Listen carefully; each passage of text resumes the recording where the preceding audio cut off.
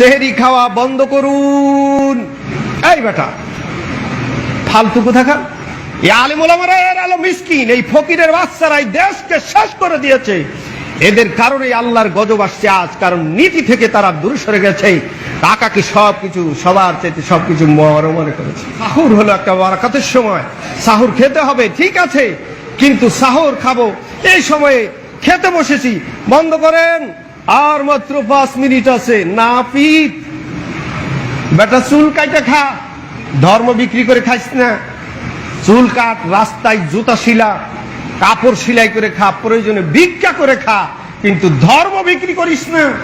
তোরে কয় টাকা দিব? তুই টাকার জন্য মানুষের ঘুমগুলিকে এভাবে নষ্ট করে দিচ্ছিস। ঘুম একটা নিয়ামত।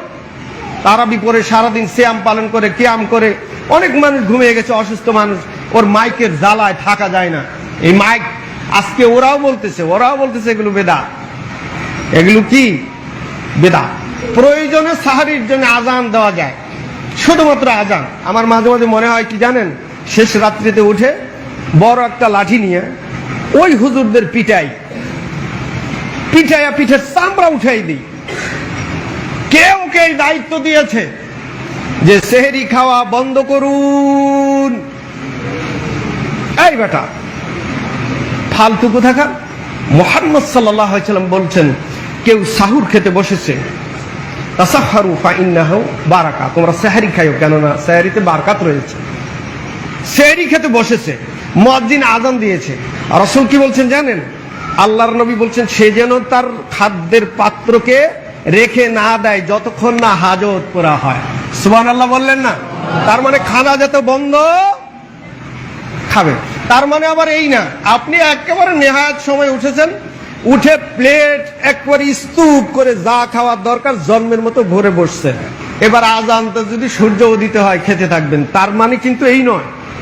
স্বাভাবিকভাবে আপনি খেতে বসেছেন, মুয়াজ্জিন আজান দিয়েছে, সময় হয়ে গেছে, তাই আপনি খাবার ছেড়ে দেবেন না আপনার যতক্ষণ না উদর ভর্তি হয়। এ কথা বলেছেন কে?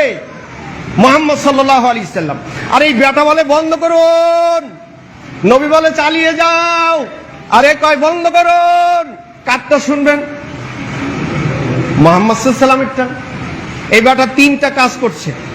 1 নাম্বার, রাত্রে আমরা সাহরি খাওয়ার জন্য তো উঠবই, ডিজিটাল যুগে, স্মার্ট যুগে মোবাইল আছে, ঘড়ি আছে, কত কিছু আছে। এই বেটা তরে সেই জায়গায় গান গাইতে করছে, কারা কেরাত পড়তে করে, তুই যে কোরআন পড়িস তাও তোর গুনাহ হবে। কেন? রাত্রের ঘুম মানুষের যারা অন্যায় ভাবে ঘুম ভাঙাইয়ে দিবে, কে বলেছে তোকে? কত শিশুরা সেখানে মাকে ডিস্টার্ব করছে, রাত্রে সাহরি পাক করতে পারছে না তারা।